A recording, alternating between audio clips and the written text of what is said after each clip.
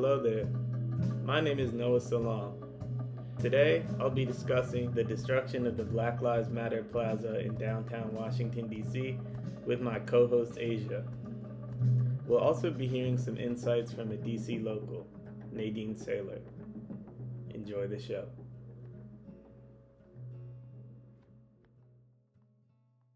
Hi, my name is Asia. My name is Noah. And we're going to talk about the Black Lives Matter Plaza, and now it's being torn down. So let's get into it. Last week, a bill was proposed that would basically take away DC transportation funding unless the mayor of DC got rid of the Black Lives Matter Plaza. And so now they are working to remove it. It's going to be painted over, and the yellow words aren't going to be there anymore.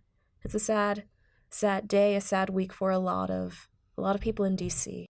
My first thought is that I am disappointed in the American people that we did not take heed of Project 2025, and this is the result. If people had paid attention to Project 2025 or Agenda 47, they would have realized his intent was to erase or attempt to erase the contributions of Black people. No, we know that he can do it, but the policies that he have in place will definitely help lessen the awareness by white children about how America became great. Because that's their fear. They don't want white. What are you thinking, Noah? It feels like this is almost symbolic of the times that we're currently living in, and it's very disheartening to see such an important and such a matter-of-fact artistic statement being taken down and painted over from the same government that's rolling back DEI measures, an attempt to almost erase history or overlook the fact that Black Lives Matter is still a very relevant movement, statement, and still something that resonates heavily with the Black community today. Definitely, I echo the same sentiment. Black Lives Matter is so relevant to the times, to America. It was put up when, we were in the midst of the George Floyd protests and just in the midst of a lot of racial tension in 2020. And to me, that sign represented hope and solidarity, and it was like this recognition from America that Black people are having a hard time in this country. And I don't think there's anything wrong with recognizing and acknowledging that. I feel that a lot of people maybe are intimidated by this recognition. But I don't think they have anything to be intimidated about or uncomfortable about. I don't think saying Black Lives Matter means that all lives don't matter.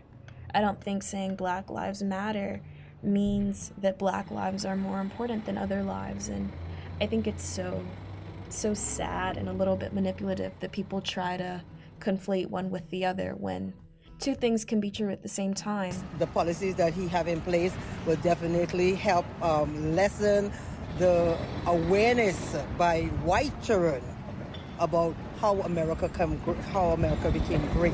Because that's their fear. They don't want white children learning this slogan that they have, "Make America Great Again." But how did it become great? At what period was it great, and who was it great for? And so it's really unfortunate, and I think it marks definitely this rise of conservatism, as well as this attempt to, stifle people and communities of color who are just trying to have their voices heard and who are just trying to say, we love America, we're Americans, but we have a hard time being Black in America, being X in America, and we just want that to be recognized. So this is just a accumulation of the American people not paying attention, which I'm very disappointed in. Trump is a known quantity. Project 2025 spelled it out. So I knew if Project 2025 became implemented that they would come for DC. And when I say come for DC, I mean come for home rule. So this is just the beginning. This is the first phase of threatening DC, right? So right now they're threatening DC with withholding money for transportation, but it's actually they want to be able to take away home rule, and they would have they would get to determine the fate of the people in DC. They're now trying to call the plaza Liberty Plaza. And again, what was wrong with it being called Black Lives Matter Plaza? Black lives do matter.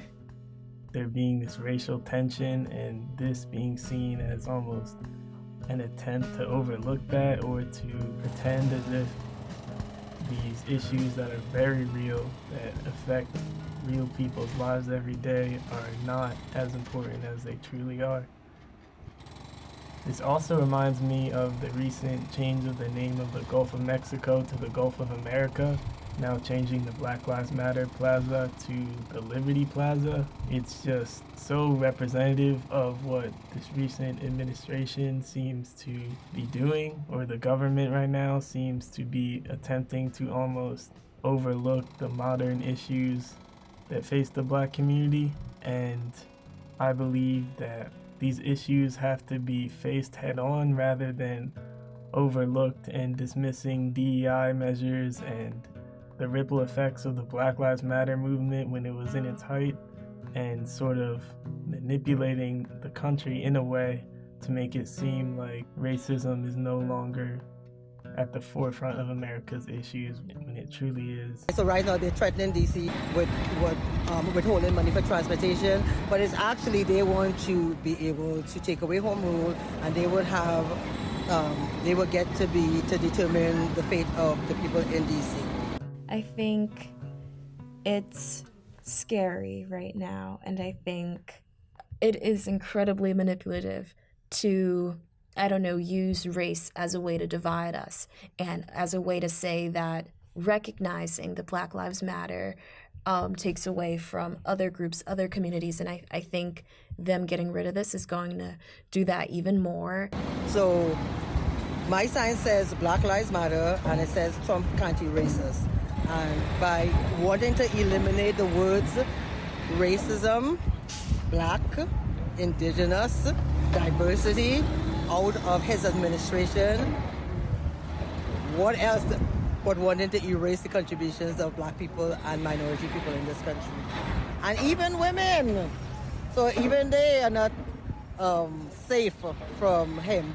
They're needed to reproduce the white children that they want in this, to make America white again, but not even the women who voted for him are safe from his policies. I think all it is going to do is just divide us further. And I don't know, someone needs to do something about it. And I don't know who. We will do something. If not us, then who? Then who? If not us, then who? Literally who? Yeah. Thanks for talking to me. This was a good conversation. I agree. And thank you, viewers, for tuning in. Thank you, viewers. Thank you, listeners, for listening.